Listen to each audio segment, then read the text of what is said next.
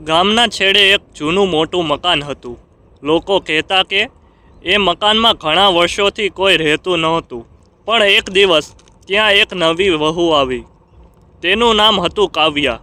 કાવ્યા ખૂબ જ સુંદર, શાંત અને સમજદાર હતી. લગ્ને હજુ માત્ર 3 મહિના જ થયા હતા. તેનો પતિ રવિ શહેરમાં નોકરી કરતો હતો અને ઘણીવાર દિવસો સુધી ઘરે આવતો નહોતો.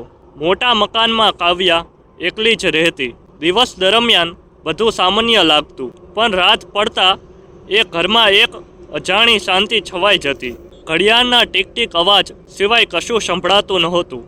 એક રાત્રે વરસાદ ખૂબ જ વરસી રહ્યો હતો. વીજળી પણ વારંવાર જતી આવતી હતી. કાવ્યા પોતાના રૂમમાં બારી પાસે ઊભી હતી. વરસાદની ટીપા કાચ પર અથડાતી અને બહાર અંધકાર ઘેરાયો હતો.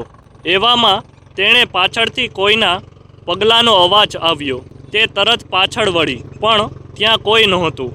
તેના હૃદયની ધડકન વધી ગઈ. કોણ છે? તેણે ધીમા અવાજે પૂછ્યું. જવાબમાં ફક્ત પવનનો અવાજ આવ્યો. એ રાત પછી દરરોજ કાવ્યાને એવું લાગવા લાગ્યું કે કોઈ તેની આસપાસ છે, કોઈ તેને જોઈ રહ્યું છે. એક દિવસ બપોરે ઘરના સ્ટોરરૂમમાં સફાઈ કરતી વખતે તેને એક જૂની ડાયરી મળી. ડાયરી પર ધૂળની જાડી પરત હતી. તે ધીમે ધીમે પાના ફેરવવા લાગી. પહેલાં જ પાના પર લખેલું હતું, આ ઘરમાં ઈચ્છાઓ ક્યારેય મળતી નથી. કાવ્યા ચોંકી ગઈ. તે આગળ વાંચવા લાગી. ડાયરીમાં લખેલું હતું કે આ મકાનમાં વર્ષો પહેલાં એક સ્ત્રી રહેતી હતી, જે પોતાના પતિના પ્રેમ માટે તરસતી હતી. તેની અધૂરી ઈચ્છાઓ અને એકલતાએ આખા ઘરને પોતાની આગમાં ઝપેટી લીધું હતું. જેમ જેમ કાવ્યા વાંચતી ગઈ, તેમ તેમ તેણે પોતાની જ જિંદગી સાથે એ શબ્દો મળતા લાગ્યા. રવિ દિવસો સુધી ઘરે ન આવતો. તેના ફોન પણ ઓછા આવતા. કાવ્યાના દિલમાં પણ એક ખાલીપો વધતો જતો. એ ખાલીપો ધીમે ધીમે એક અજાણી ઈચ્છામાં બદલતો ગયો. તે રાત્રે ફરી વરસાદ પડતો હતો. કાવ્યા બારી પાસે ઊભી હતી. ત્યારે પાછળથી એક અવાજ આવ્યો. તમે પણ એકલી છો ને? આ વખતે અવાજ સ્પષ્ટ હતો. તે ફરી પાછળ વળી. આ વખતે દરવાજા પાસે એક યુવાન ઊભો હતો. તેનો ચહેરો અજાણ્યો હતો, પણ આંખોમાં કંઈક એવું હતું કે કાવ્યા એક પળ માટે સ્થિર થઈ ગઈ. તમે કોણ? કાવ્યાએ ધ્રુજતા અવાજે પૂછ્યું. એ યુવાન ધીમે સ્મિત કરીને બોલ્યો, હું એ જ છું જે તમારી એકલતાને સમજે છે. કાવ્યા ડરી પણ ગઈ અને અજીબ રીતે ખેંચાતી પણ ગઈ. તેના મનમાં એક અજાણી લાગણી ઉઠી. એક તરફ ડર, બીજી તરફ એકલતાની આગ. યુવાન ધીમે ધીમે તેની નજીક આવ્યો. કાવ્યાના હૃદયની ધડકન વધી ગઈ. બહાર વીજળી ચમકી.